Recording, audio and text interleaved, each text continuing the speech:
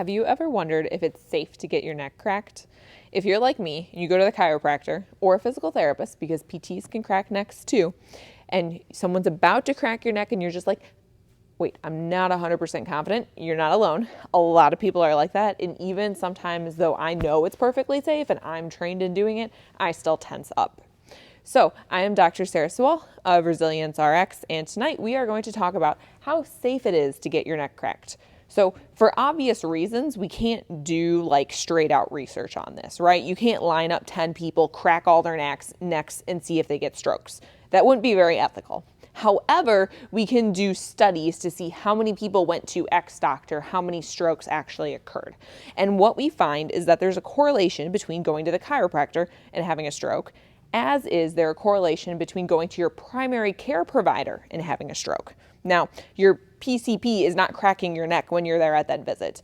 So the hypothetical suggestion, and what most people believe to be accurate, is that the provider is not causing the stroke, but the person is seeking care because they have neck pain that is a stroke in disguise.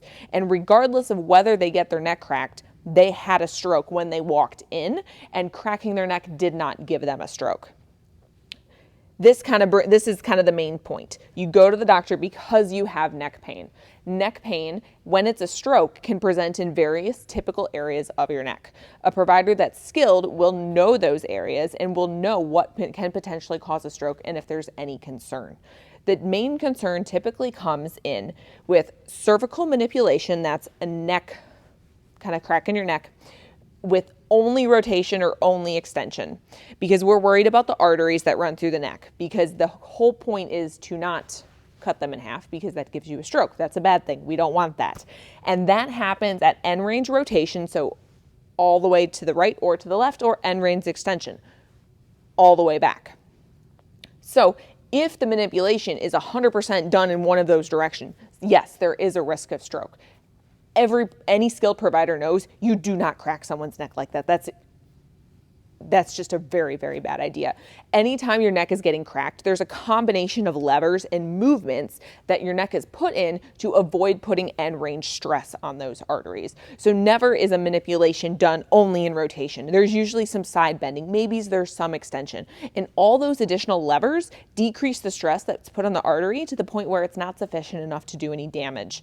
If you want to get real technical looking at the numbers, so they took a whole bunch of people that went to the doctor, got their neck cracked, and they compared it to risks or adverse events in other events or scenarios. So an NSAID, so a non-steroidal anti-inflammatory drug, common over-the-counter pain relief, you are 100 to 400 times more likely to have a significant adverse side effect. Now, we're not talking about my stomach hurts. We're talking about like gastrointestinal bleeding, serious side effect.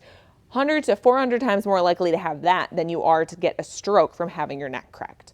You're also 10 times more likely to die in a marathon. Now, if you're like me, I never plan on running a marathon, so I should be great going to the chiropractor, right? I'm not going to have a stroke because I'm not going to run a marathon and my risk is higher.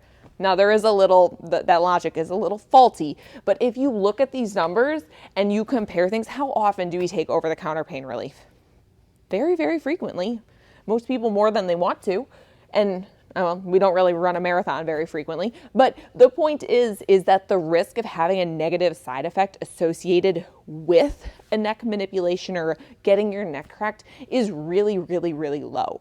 The overall point is that people go to the doctor because they have neck pain that is just a stroke in disguise, not because they go to the doctor, they get their neck cracked, and voila, you have a stroke. It doesn't quite work like that, and there's some confounding factors to kind of look into. So this is how safe it is to get your neck cracked. If you've enjoyed the humorous quotes at the bottom, I hope you have, and have a wonderful night.